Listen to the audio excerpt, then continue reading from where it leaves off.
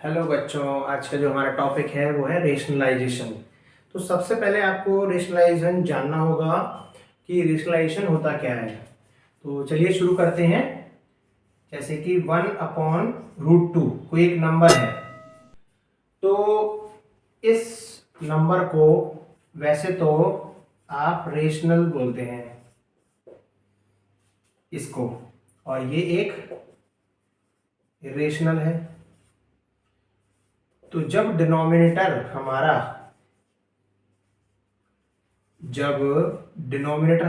Irrational बन जाए, जब डिनोमिनेटर हमारा इरेशनल होता है, तो उस कंडीशन में हम उसको नंबर लाइन पर सेट नहीं कर सकते, क्योंकि 1/√2 को नंबर लाइन पर सेट करना थोड़ा मुश्किल है। तो इरेशनल नंबर को रेशनल बनाने के लिए हम उसका रेशनलाइजेशन करते हैं, यानी हिंदी में इसको परिमेयीकरण भी कहते हैं। तो कैसे करते हैं, इसके लिए थोड़ा सा पहले समझ लेते हैं। जैसे आपको ऊपर नीचे √2 लिखा हुआ हो, तो इन दोनों का डिवीजन 1 के इक्वल होता है, और 1 का मल्टीप्लाई यदि हम इस वैल्यू में करते हैं तो वही वैल्यू रिपीट करके आएगी। तो अगर कोई वैल्यू 1 से मल्टीप्लाई करके सेम आ रही है तो हम 1 से मल्टीप्लाई करने में हमें कोई दिक्कत नहीं है, या फिर यूं कहो कि हम इसी वैल्यू से ऊपर नीचे मल्टीप्लाई कर लें, तो मल्टीप्लाई या डिवाइड कर लें, यानी कि इसमें मल्टीप्लाई और इधर से डिवाइड, या फिर दोनों में मल्टीप्लाई कर ले, कुछ भी समझ लीजिए। तो जब इस तरह से मल्टीप्लाई किया जाता है तो हमारा उस पर कोई इफेक्ट नहीं पड़ेगा। कोई भी नंबर हम अगर मल्टीप्लाई कर रहे हैं इस तरह से, क्योंकि इनकी वैल्यू तो ऑटोमेटिकली 1 के बराबर है। और इससे हमारा होगा क्या कि √2 बन जा √2, और √2 इंटू √2 2 होता है, जो कि अब नंबर लाइन पर सेट करने के लिए रेडी है। बस इसीलिए इसको रेशनलाइजेशन करते हैं।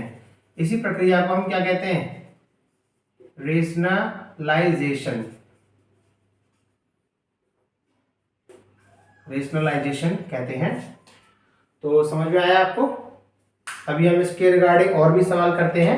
जैसे कि हमारे पास एक सम दिया हुआ है,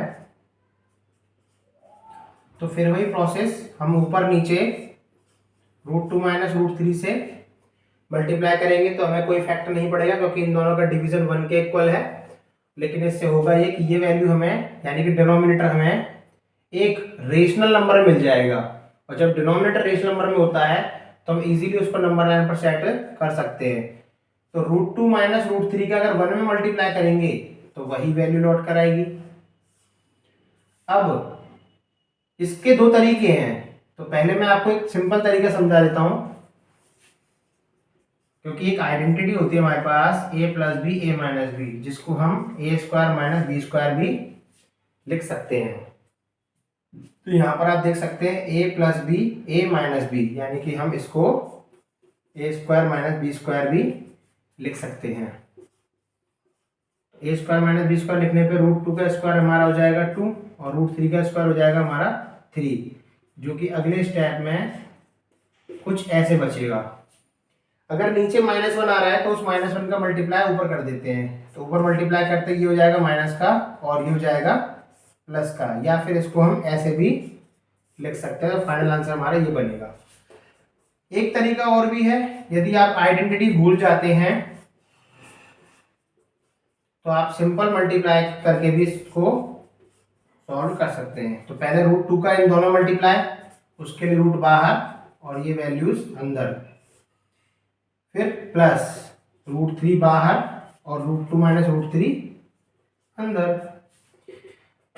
ऊपर वाली वैल्यू जो है वो तो सेम रहेगी, √2 का √2 में मल्टीप्लाई करने पे 2, √2 का इसमें करेंगे तो √6 मिलेगा, √3 का इसमें करेंगे तो प्लस का √6 मिलेगा, इसमें करेंगे तो हमें 3 मिलेगा। ये दोनों कट हो जाएंगे, फाइनली हमें फिर से वही वाली वैल्यू मिलेगी जो कि हम यहाँ पर ऊपर देख चुके हैं। फिर वही -1, फिर वही ऊपर साइन चेंज, और फाइनली आंसर ये लिखा जा सकता है। तो इस तरह से हम रेशनलाइजेशन अपना। हमारा जो नेक्स्ट सम्स है वो ये है 1/8 प्लस 5√2। तो फिर से इसको रेशनलाइज करने के लिए हम क्या करेंगे, सेम डिजिट से बस साइन चेंज कर लेते हैं, यानी नीचे अगर प्लस हो तो दोनों तरफ माइनस, नीचे अगर माइनस हो तो दोनों साइड प्लस, और फिर इसको मल्टीप्लाई करना शुरू कर देते हैं, यानी कि ये मिलेगा हमें इस तरह, और फिर वही a plus b a minus b, पहले का स्क्वायर माइनस दूसरे का स्क्वायर, 8 माइनस 5√2, 8 का स्क्वायर 64, 5√2। इसको मैं अलग से करके दिखा देता हूं जिससे कि आप कंफ्यूज ना हो। 5 5 जा 25, √2 इंटू √2, यानी कि 5 इंटू 2, फाइनली 50, यानी कि इसकी जगह पे हम 50 लिख सकते हैं, और इधर बचेगा हमारा 14। तो यही हमारा फाइनल आंसर हो जाएगा।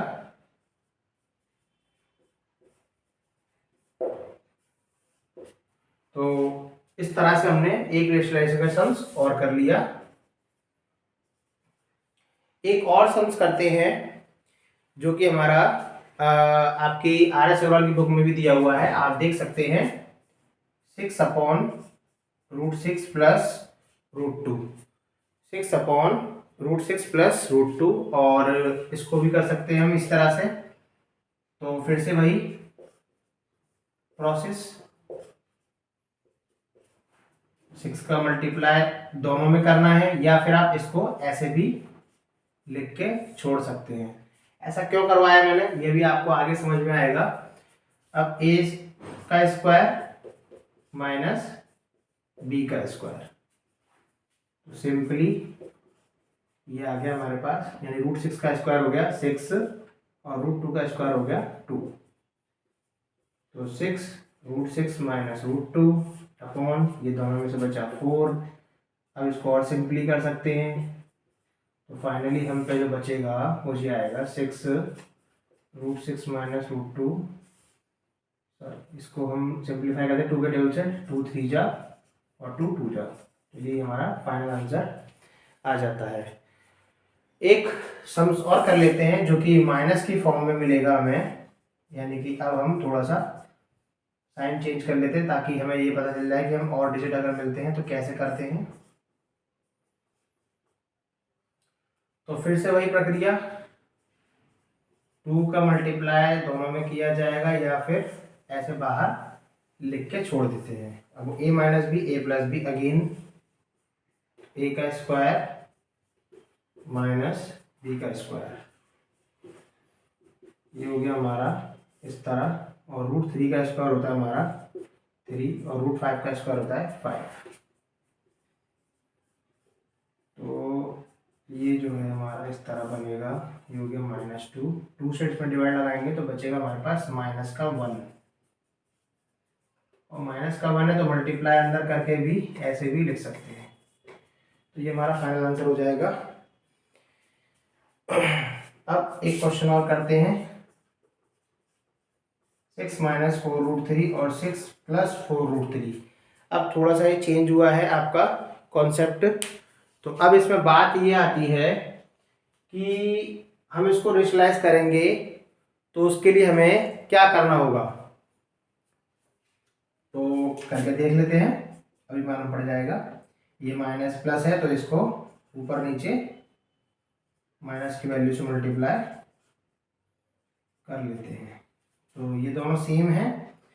जब वैल्यू सेम होती थी अलजेब्रा में, यानी कि a प्लस बी और a प्लस बी होता था, तो आप उसको क्या लिख लेते थे, a प्लस बी का होल स्क्वायर।